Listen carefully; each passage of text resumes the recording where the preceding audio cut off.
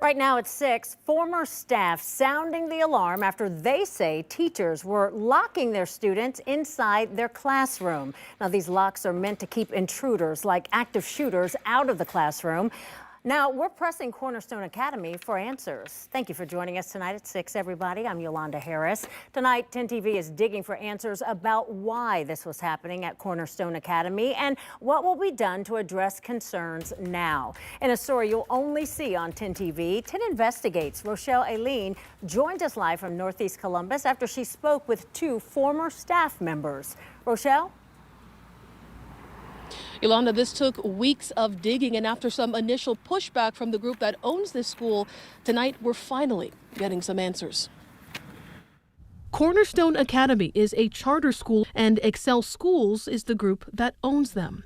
In a phone call with an Excel Schools spokesperson, 10 TV was told that a training issue led some staff members to lock kids into classrooms. 10 TV spoke exclusively to 2 former staff members.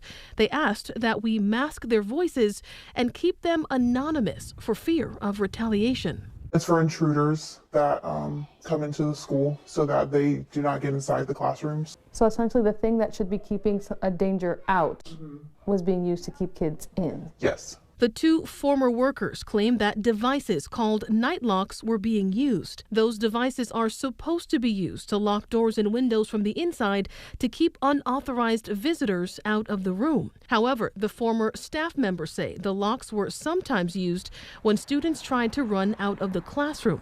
It's a behavior also known as eloping. What does that feel like when you're trying to contain a child in a classroom? So my always immediate reaction is, oh no, because what am I gonna do? Do I chase after them, or do I stay with the rest of my class and walkie? Both of them claim that they were told to do this by a veteran teacher at the academy to help keep their kids under control. Like, what if I had that night lock in and I passed out for some reason? There's no one able to get into my room at all. And then so I'm just stuck in there, and then that's a whole other issue. So it didn't feel right. And so I made it very clear that I was absolutely never going to do that again. How should a teacher or a staff member handle a student who's in that place where they're eloping? We are kind of taught to put our hands physically on them and to restrain them. 10 TV tracked down Cornerstone Academy's policies for positive behavioral interventions and supports seclusion and restraint. The policy doesn't outright ban physical restraint of students, but it does prohibit physical restraint that involves pinning students by the neck, head, or torso using your knee. It also prohibits using pressure points or joint or pain compliance and unnecessarily causing pain or impacting a student's airway or primary mode of communication. Those staff members also showed 10 TV this email sent out to staff on November 7th by the school's principal.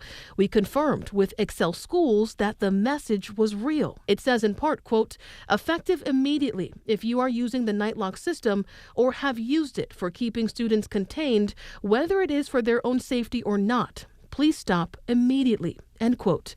That email goes on to say that teachers were never authorized to do this by administration.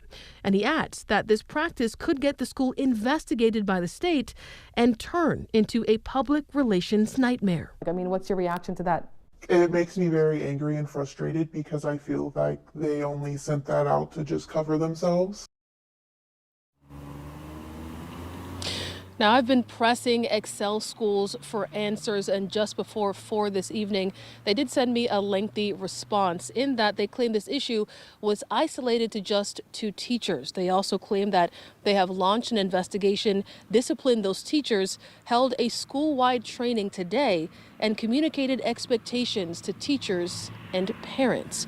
To read their full statement, we'll have that on our website, 10tvnews.com. In Northeast Columbus, Rochelle Aileen, 10 TV News.